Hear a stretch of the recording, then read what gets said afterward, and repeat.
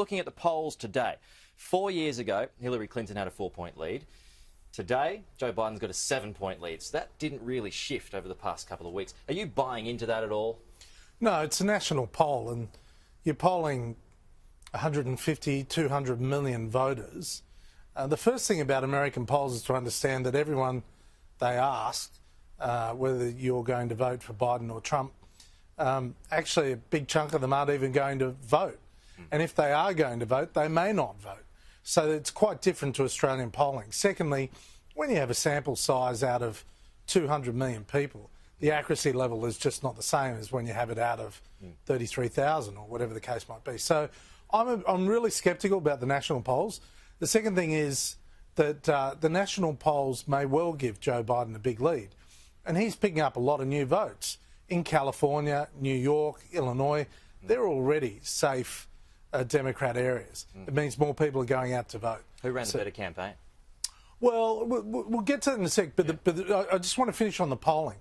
Polls show trends. And what matters at the moment, Pete, is that in some of the key states, like Pennsylvania, like Wisconsin, Donald Trump has been clawing back over the last few days to within the margin of error. And that's why it's too close to call. OK. So who ran the better campaign, do you think? Well, I think Joe Biden ran a pretty faultless campaign until he opened the issue of fossil fuels and fracking in the last debate. That gave Donald Trump an opportunity, which he never misses, to go after Biden, particularly in Pennsylvania. And tonight, Pennsylvania will be the key state. Unless, if all the dominoes fall one way or the other, of course, Pennsylvania doesn't come into play.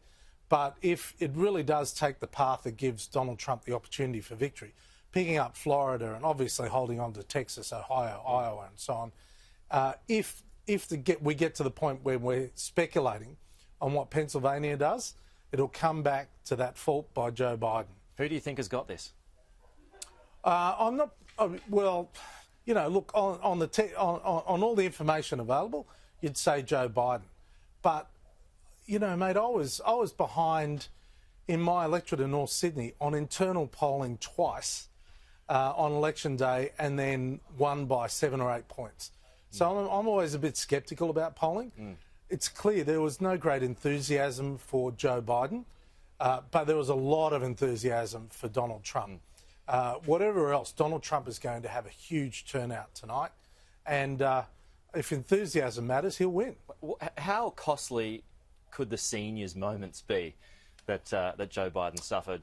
And also, a lot of people have raised the fact that he's had Barack Obama going out and campaigning for him as well, but that's just showed a lot of Democrats exactly what they don't have this time around. Well, that's a good point. And you know, it has been Donald Trump and Donald Trump only. And certainly the Bushes haven't been out, and a range of other key Republicans haven't been out supporting him. Because the election is all about whether you are for Trump or anti-Trump. That's what it really is. And of course, there's been a whole caucus of people that have been anti-Trump, from Michelle Obama and Barack Obama through to the Clintons and, of course, Joe Biden himself. But frankly, this election is about Trump, and Trump's speaking for himself, and everyone else is against him. So I'm gathering that it wouldn't surprise you if he won tonight. Oh, not at all. Not at all. I think he's got a pathway. It's a very narrow pathway.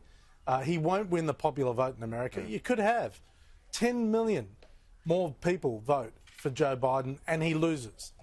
That's extraordinary stuff. But Donald Trump still has a pathway to victory.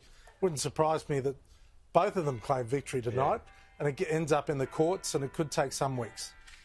You've met Donald Trump a few times, had a bit to do with him. Take me into what you think his mindset would be right now. And if he loses tonight, do you think he'd run again in 4 years' time? Oh, no doubt he'd run again in 4 years' time.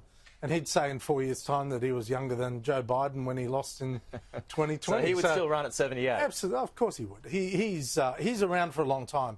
And he's going to be, whether he wins or loses, he's going to be an immensely powerful figure in American politics and global politics, quite frankly.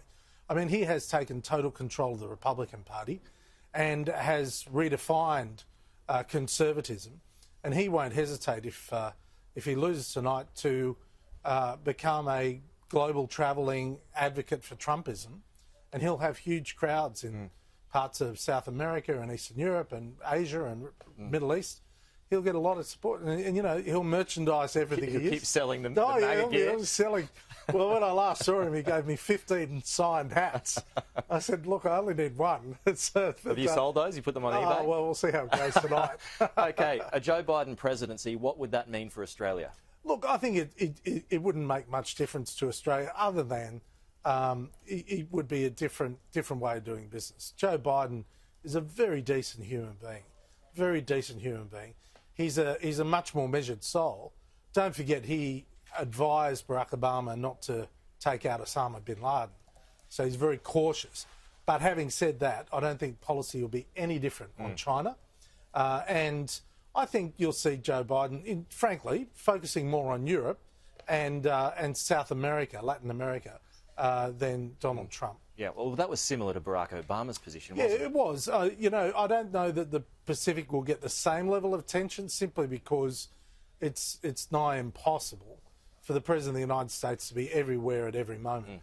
But having said that, it is, you know, certainly all the infrastructure of America will continue to be very focused on the Indo-Pacific. Speaking of infrastructure, what about walking around DC at the moment? You got things boarded up. There's extra layers of fencing around the White House. I mean, is it a bit of overkill? Not at all. What do you think here? I think it's going to be a pretty tough time. You think it will? I mean, the sun is still going to shine tomorrow, though, right? It's not going to be the end of the world. No, but America is deeply divided, and passions are running very, very high.